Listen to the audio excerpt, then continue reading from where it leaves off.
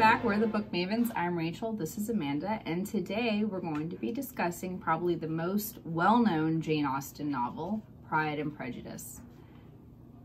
In terms of the plot for Pride and Prejudice, it is probably the most recognizable, classic. Is she prideful? Is she prejudiced? Is he prideful? Is he prideful? Is he prejudiced? It's a never-ending question. Game. Of sisterly betrayal. Would we say it's a betrayal? Sisterly familial betrayal. Yeah. She's foolish. Jealousies. And mistaken intentions. You're better with the words this time. Prejudicial. I mean, that's the whole thing. She's just, they're prejudiced against each other from the go. And there's a lot of misunderstanding people's intentions. Absolutely. And once they, listen, if there's a moral of this book, it's communication is key. But then it wouldn't be as much fun of a story. I mean, that's fair. If everybody just laid it out on the table on page 6, then you wouldn't get very far in the book, but it made Nope. it be a lot happier. This is a life principle. I like to read about misunderstandings. You don't want to experience I don't want to experience them for realsies. Okay, this book was originally titled First Impressions. It was a family favorite, but it was originally rejected for publication. Interesting. She's too mouthy. Yeah. It actually was printed after the commercial success of Sense and Sensibility. That's when they said, okay, she's proved herself. And there it goes. Probably didn't think it illustrated proper female behavior. That's fair. Lydia, yikes. Lydia, what in the world? Child? And plus people moving above their social station, I don't think would have been something so widely accepted at the time. This is one of the best first lines, though. Like the most quoted first lines. All right, go for it. It is a truth universally acknowledged that a single man in possession of a good fortune must be in want of a wife. Because that's what all men want. Wives. Yep. And that's what all women want. Wives. To be wives. I don't. I mean, I am one. It is. That's probably like one of the most quoted. It is. This is probably the most recognizable line we've read. It's one of easily very quoted. So we have a sisterly relationship in Pride and Prejudice, similar to what we get in Sense and Sensibility, between Lizzie Bennet and her eldest sister Jane, and differences in personality, very similar with Eleanor and Marianne. However, Elizabeth Bennet has more of an intellectualized outspokenness compared to the romantic bent we get with Marianne. So there's some differences there. Jane and Eleanor are very similar to me in terms of feeling a strict sense of familial responsibility and also being more quiet and more internalized in their emotional expression. Unlike Lizzie Bennet, who pretty much says what she thinks. And so Elizabeth Bennet makes for a very interesting and relatable heroine, I think, for the modern woman. And I think that's probably why Pride and Prejudice is so popular today in comparison to other novels like Mansfield Park. I do agree that, like, I think as far as like the influence of the time and the way women were viewed and done, like, and treated at the time, this one, it bothers you the least. Like, it's the least, at least for me, it's been the least overtly irritating to me. Because, like, if you, in Mansfield Park, like, the way that the mother was written drove me nuts. Like, and she was not kind to the female characters. She's much kinder to her female characters. Not Mrs. Bennet. Not Mrs. Bennet, but overall, like, in Mansfield Park, she was unkind to, like, all of them. In this one, she's kind to some of them. Like, she still, there does seem to be definite groups in Pride and Prejudice. You have Elizabeth and Jane and their close-knit relationship. And then you have the two youngest sisters who are portrayed as kind of silly and, you know, with Lydia and her whole shenanigans. And then Mary's just kind of in the middle. Lydia and Kitty. Holding it together. And then, Very you know, silly. There are some, I think the relationship dynamics are so interesting in this book. I love the relationship between Elizabeth and Charlotte. I love the relationship between Elizabeth and Jane. I love Elizabeth's relationship to her younger siblings. Like, it's just some really interesting groupings of people, there's a lot to dissect in Pride and Prejudice, I feel, in terms of like individual relationships between characters. And that doesn't even, like, you know, Elizabeth's relationship with her father, the other children's relationship with the father, Darcy, and Bingley's relationship, Darcy and his sister. I could go on. I'll just keep listening. Well, everyone has relationships. I think we've pretty much. Well, I'm just saying, they're all very keenly developed. Sometimes I feel like in her other books, she's developed some relationships far more than others and doesn't develop others really at all. And I feel like at least there's some understanding of why different characters have a depth of relationship. Like, it does talk about like why Bingley respects Darcy's opinion so much, like why he's willing to listen to Darcy when he first kind of warns him off Jane. And then, but then in that depth of relationship, like Darcy apologizes. He tells him, I was wrong and I did this thing and it was wrong. You know, like that's a maturity in their relationship. And that he forgives them. Right. There is the forgiveness in there. I feel like there's a depth to the relationships in this book beyond just like clearly Elizabeth and Darcy. There's just a wider depth of relationship. We have our lovely rake character once again in George Wickham. I don't like this rake. Wickham.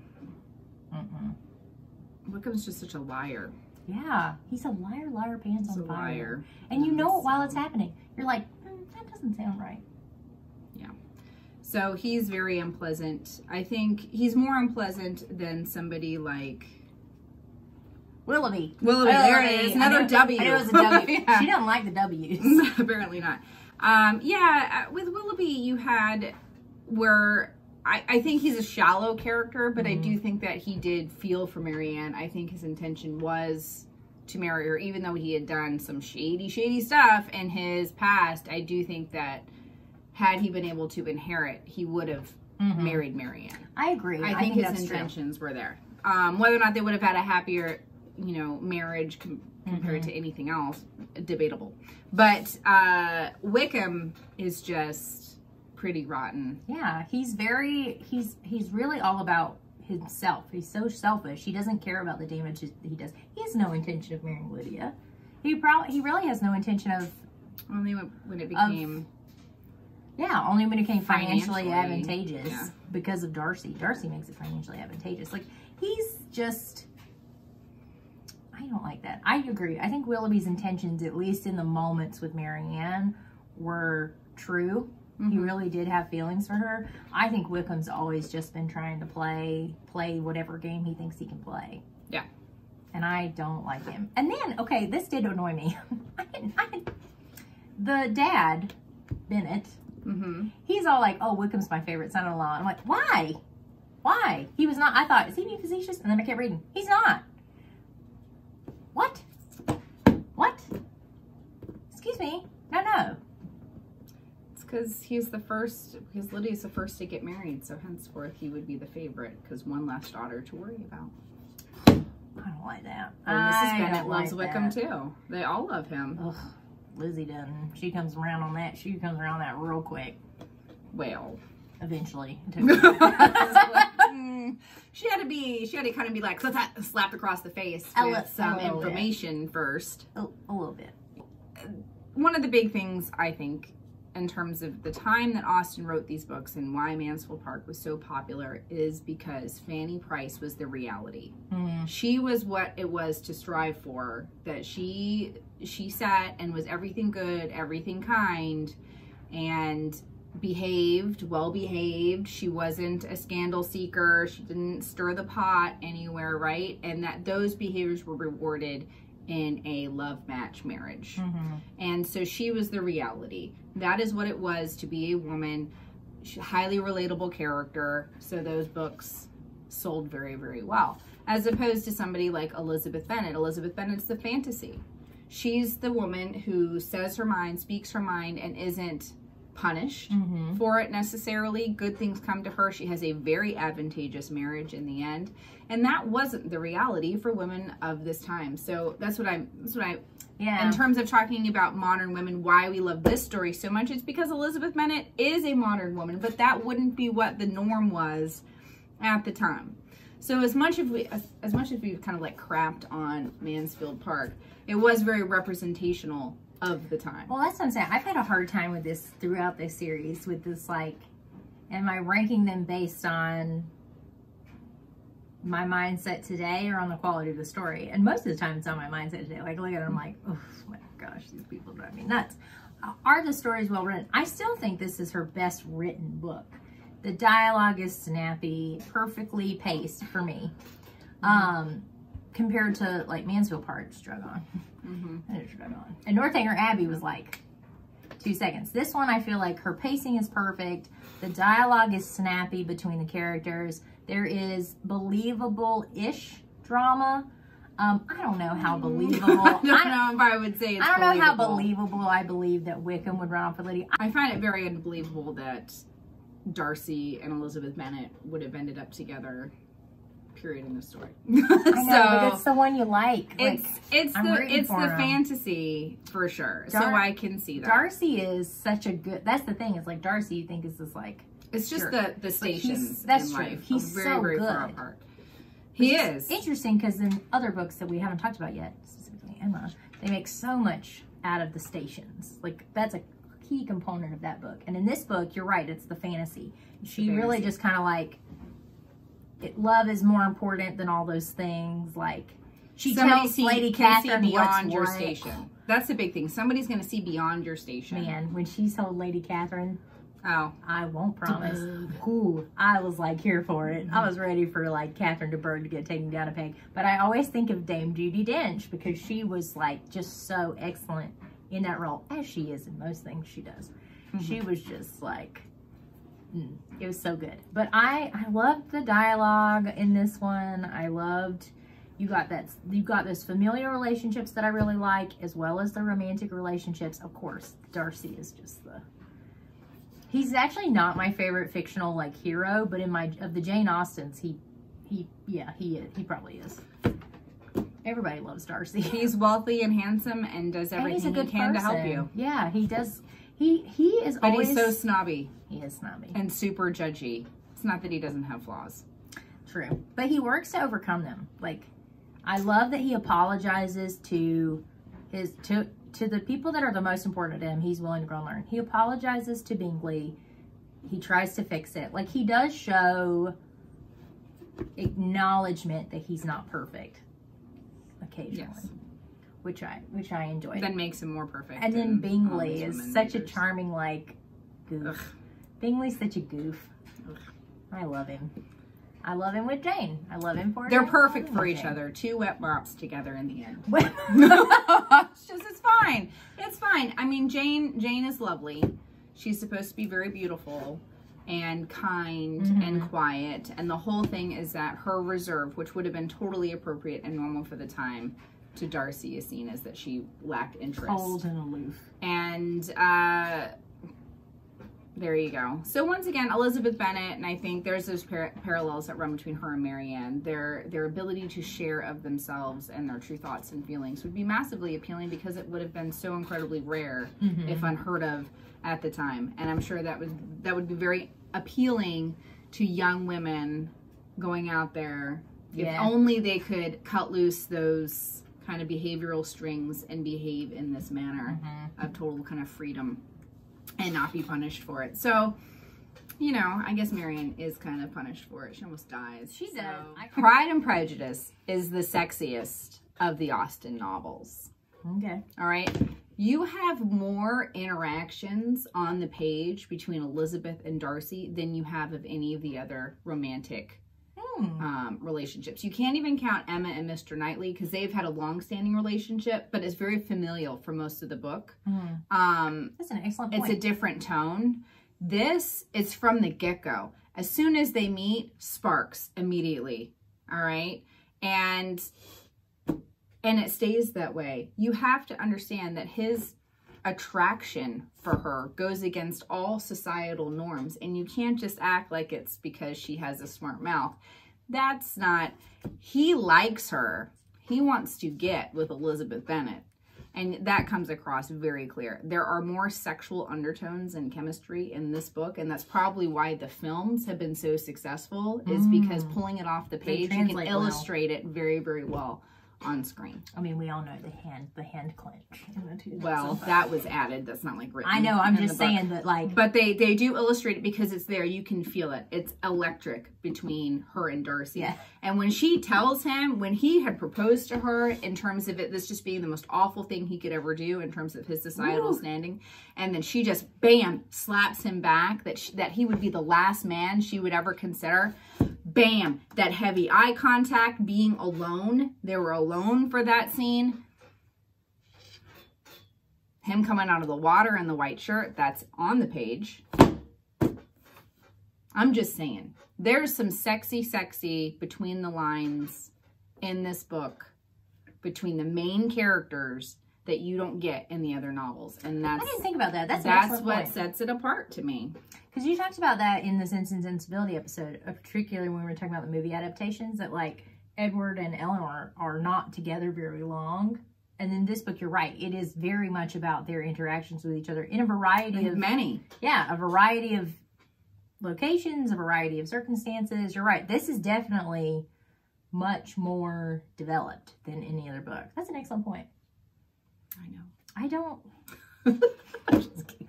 But you just feel that. Yes, I know. Pat on the back. And you feel that, I think, in this book more so in others. And there's an underlying passion there. And whether or not it was Austen's intent to do that, it certainly comes across as a reader, that there are these tensions between these characters, and it just makes it to be a page turner. And there's a lot of things that go on, and it's so interesting to compare their level of chemistry versus Charlotte Lucas and Mr. Collins, or Jane and Mr. Bingley. Like Jane and Mr. Bingley is so proper. There's something about Elizabeth and a little bit of rebelness. Is that his name? Fitzwilliam? Yeah, Fitzwilliam Darcy. That there's... I named a fish that once. That there's a heat there. There's a sexual chemistry there that you just don't get with the other couples that you read in Austen's world. Let's talk about Charlotte and Mr. Collins, since you brought him up. Yeah. Mr. Collins. Oh, he's... Do you know my absolute favorite Mr. Collins, like, portrayal ever? Oh, Pride and Prejudice Zombies. Pride and Prejudice Zombies. 100%. He is... He's just perfect. He's perfect. He's, like, hands down. Just the silliness. The absolute silliness of that He nails character. it. It's like, that. He's just... When he dances, oh my God. He's just a ridiculous character, and I love him. He's a ridiculous character. I just can't imagine a marriage between somebody like Mr. Collins and Charlotte Lucas. Now, Charlotte Lucas is a very quiet character. She's very rational. She's making decisions because she has thought it through. There's no emotion for her. I don't think it's necessarily thinking it through. It's the expectations of the time in which she lives. And saying, like, she's making a decision because she says, I am a burden to my family. There will be no one to care for me unless I get married. Like, she's making a very decisive, putting herself in a decisive position of what is available to her, because she's going to take care of her, which, you know, good for her. That is a tough, she signed herself up for a tough thing, but she's also kind of like, there's a great line where they talk, where Lizzie goes to visit them in their home, and she realizes that Charlotte has just learned to not hear a lot of things that he says. And I've heard that before, like when people are giving marriage advice, that, you know, it helps to be a little bit blind and a little bit deaf. I think Charlotte is like, she's maybe taken that to as far as it can go. But like, and she has her sitting room, which she's very strategically chosen so that he will not come in there. Like, she's made it livable for herself. Let me say this though, that I really appreciate about Charlotte.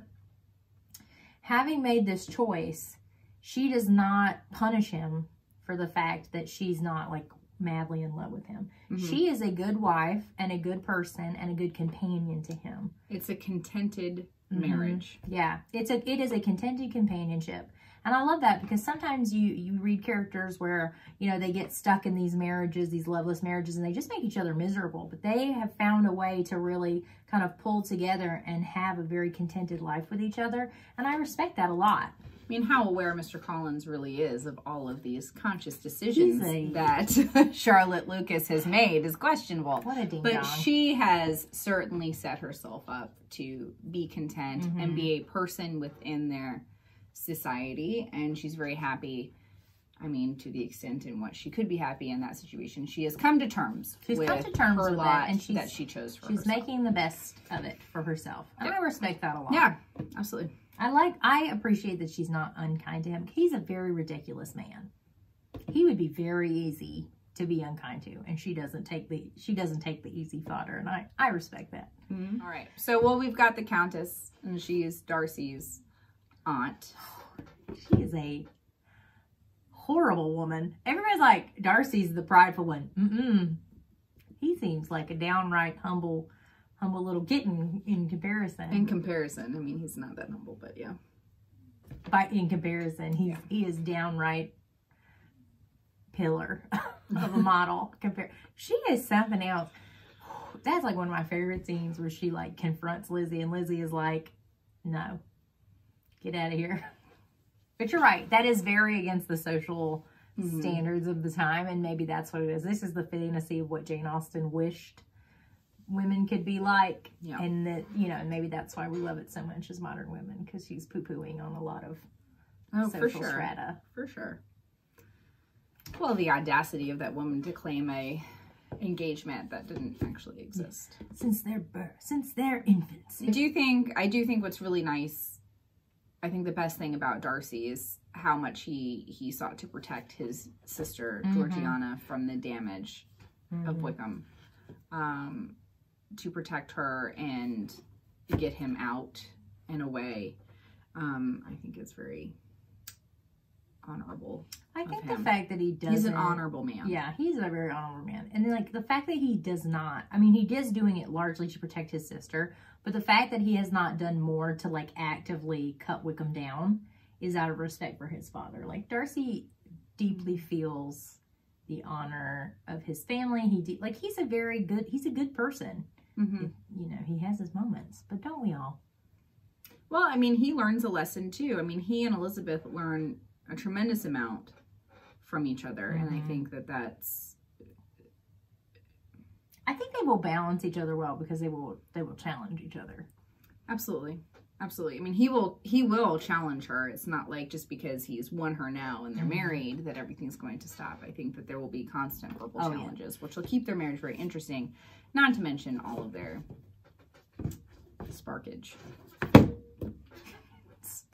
Their sparkage. I'm just saying. I think that they would have a very happy marriage on many fronts. Well, that's one of the reasons I really like Murder Comes to Pemberley was a book and series that was done later, and it brings, you know, Wickham's back. He's being accused of murder, and it's back at, but you get to see... He's such a coward. I can't imagine him murdering anybody. Well, I don't want to spoil it for you, but it's excellent, and you should watch it. But it's very good. I tried watching it. I couldn't. I really liked it. But I liked the portrayal of Lizzie and Darcy's marriage later, that they still, like, they really, as years of marriage will do, they had really learned to balance each other, but they still had these moments where they would, like, absolutely dig in their heels about it. And then things would have to happen before one of them would be like, okay, you were right, or I was wrong, or, you know, whatever it was. But, like, I really liked that they didn't change their personalities just because years had passed. And I liked that. It's very good. You should watch it, everyone, audience. I couldn't quite get into that. I do like all of the adaptations of Pride and Prejudice. I do like the BBC, the long version, just because it is so true to the novel. I do think that the casting, that they were too old. But Colin Firth is known for that. I will say my favorite adaptation ever of Pride and Prejudice is Bridget Jones' Diary. I love the 2005 classic with Keira Knightley. Yeah, but that's a classic. I know, but I just think it was so beautifully done. But the ones we talk about in terms of real adaptations, I mean, Pride and Prejudice have gotten a modern adaptation, so did Emma. So I always like to talk about those because they're a little different. I've never seen it, so do tell. Okay. Well, Bridget Jones' Diary, it's a fairly well-known film, and it was a book with Renee Zellweger. I did not read the novel, but I love that they had cast Colin Firth in there. And his still going with the name Darcy, which is just priceless. That that he is the romantic interest in through all of those things. I think it was just a really great modern adaptation of Pride and Prejudice. The story is there, and Bridget Jones is just a hot mess, and she's such an incredibly relatable character, I think, for modern women who are trying just to do the best they can through the daily struggle and living up to familial expectations, as well as, you know, trying to be true to themselves in some way, and also find love and to find a partner in life, and the trials and tribulations that go with doing that. And it's definitely an adult story, but I do really appreciate the casting they did for that. Hugh Grant is in that one, and Hugh Grant does not play the bumbling oaf in this one. He's very suave. He is the Wickham character in the new one. And he's just great, and very, very naughty, very, very snappy dialogue. It's a very fun adaptation of Pride and Prejudice that I really enjoyed.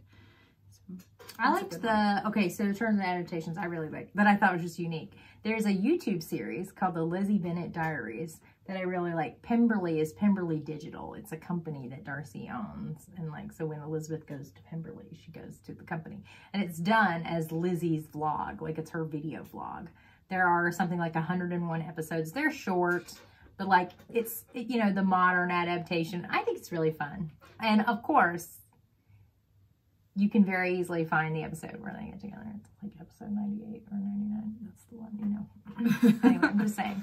But I thought it was a really unique idea, and it was a lot of fun. I really enjoyed that. And then I love the spin-off series. One of the series I'm hoping that you'll want to read, Rachel, is called The Glamourist Histories. It's a crossover between like fantasy and historical fiction, because like some of the historical events they talk about really did take place, but then you put this overlay of like fantasy on the Regency area, but the main character's definitely got like a Lizzie Bennet, Darcy inspiration. So stay tuned. Maybe I'll convince her. Maybe we'll put it on the wheel. Yeah. Oh, let's put it on the wheel. Okay. It's a new thing that we're going to do. Yeah, Stay tuned. We have some things in the works. We got some things about how we're going to decide our next thing, because next project. We have the trouble is there's so many good books in the world. You guys in the audience, you have made fantastic recommendations, which have led us to other good books. There's things that I've read or Rachel's read. There's just so many good books out there, and like this working a full-time job is really kind of really cramping my reading style. I'm really looking forward to some. We only have one book left after Pride and Prejudice. That's true. We just have Emma left. Oh, that's right. I forgot about Persuasion. We have two. Tell me about my girl Anne. Sorry, I forgot about Persuasion. I put Persuasion as number 3 on my list. I think it was number 3 on your list too. 4. Yeah, because I had this at the top, and then Sense and Sensibility, and then Emma. They're my top 3. This is my number 2. We're happy with those. The top 2. I like it. Covered. The trouble is, when you really love the book, there's not as much to say. It is good. I mean, it's great. Lizzie Bennet is a very modern, relatable character. Hence why, I think we've already talked about that. That to me, this is the most prevailing of all of Austen's work. It has stuck around the longest. It's been redone time and time again because it's a classic story. This story, how she constructed this, has been redone and retold over and over and over again because it's so good. And it really talks about characters breaking down those barriers, kind of showing vulnerability to somebody else, and overcoming a lot of, I guess, I'd say internal and external barriers. Yeah, it's both. Sure. It's quite the journey book. She goes on a personal journey, but there's also the external overcomings, like, you know, Lydia's disappearance and Jane's being slighted. Like, there's a lot of overcoming to get to the conclusion. I think that's part of why it's able to be redone in so many circumstances, because the formula is very clear, but you can put it into so many different contexts that it still always comes away feeling kind of fresh. Yeah, but Lizzie Bennet is a feminist icon. So this idea of being written around 1800 or so, this idea that she's not afraid to pave her own path as much as she can, and her resentment for the fact that she cannot support herself comes across very, very clearly. This is an independent, intelligent woman who's being held back by societal rules. I mean, this is the rebellious book right here. This is Jane Austen saying there are flaws in the system. Look what women are capable of. And so for Elizabeth Bennet, not only to be as intelligent as she is and as acerbic as she is on the page in her dealings with other people, but to have turned down an offer of marriage because she didn't like him. She didn't want it. You know, is something unusual. And, you know, to be fair, we see Fanny Price do it. But Fanny Price wasn't in the same financial straits as the Bennet family. The whole idea was that one of those girls was going to marry Mr. Collins to keep their family estate in the family. And so that her parents could be taken care of. So for her to say, you know what, I'm not the price to be paid for the fact that there are only daughters in this family, and I'm not going to sacrifice my personal happiness for things that are beyond my control. And so there's a lot of that strong feminist voice that comes out, which I think just kind of makes the story as fabulous as it is today, and why it's the most popular today, and wasn't so much at the time in which it was written. Makes sense. Okay, why do you think? Okay, can we talk about Mary? Because I always feel like marrying Mr. Collins could have been fine. But what's like Mary? I feel like Mary gets left out because it says that Mary's the only one who stays home. Yeah. I just think she lacked any real societal interest. I don't think that she would have been as great of a clergyman's wife as somebody like Charlotte Lucas. I think Mary was very content to be able to do her own thing. And doing her own thing didn't mean like doing anything against the face of society. She just kind of wanted to be home. Didn't she like play the piano? Yeah, she's very into her talents. I guess that's that would be my one complaint, is that in having put out so much effort to develop all of the characters in the family and to tie all of their storylines throughout, she really does not do any, other than Mary being the catalyst for embarrassment at one point.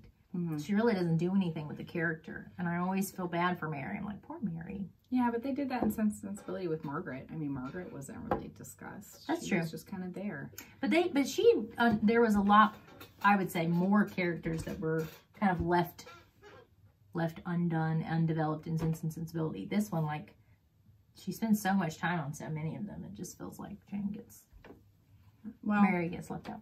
Well, but once again, you're talking about page count. At one point in time, like, there are a lot of Bennets. That's true. I would love to see, I'm sure it's out there. I need to go looking. I'm sure there's a spin-off story about Mary. Yeah.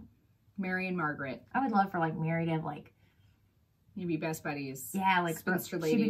She becomes an author of books about self-improvement. I don't know. I want Mary to do something. What? I don't know. What's she need to do? I don't know. But I'm going to go see what other people have thought up. I don't know if I necessarily like fantasize about a big life for Mary, because there are people who have big lives and there are people who have smaller lives, and that's okay too. And there's nothing wrong. I mean, I'm fine if she has a smaller life. I just want to know about it. Well, you do. She stays home with her family. That doesn't give you enough detail. Yeah, but there were lots of girls. There were lots of girls in this time period. That's what they did. If they didn't get married and you had other siblings that did and provided financial stability, there were often siblings that ended up staying and taking care of the parents as they grew older. That wasn't uncommon. That's what the spinster women did. The ones who didn't marry. Oh, that's why she called her Mary. Oh, no, I'm just kidding. Is this one that you think that you should read? Oh, yes. Absolutely. So this is definitely a page turner. It is yeah. one of the more exciting ones. It's definitely worth a read. Like some of the other ones, maybe you could get away with just watching a film. Of course, I am the one who's always going to propose reading it. Yeah, I think you should read this one. I'm the one who's going to let you watch the movie. You should read this one. I think you should read them all. Darcy, as well as Elizabeth, really loved him, and they were both ever sensible of the warmest gratitude towards the person who, by bringing her into Derbyshire, had been the means of uniting them. What are we talking about? The Gardners. Oh, here it is. Emma. Emma will be the next book that we discuss here in the Book Maven's Cavern. Oh, a cavern. Oh. Because they're backgrounds. Okay. So. Okay. I like it. I'm here for it. Okay. So like and subscribe if you enjoy our videos, and tune in with us next week when we talk about it. Bye.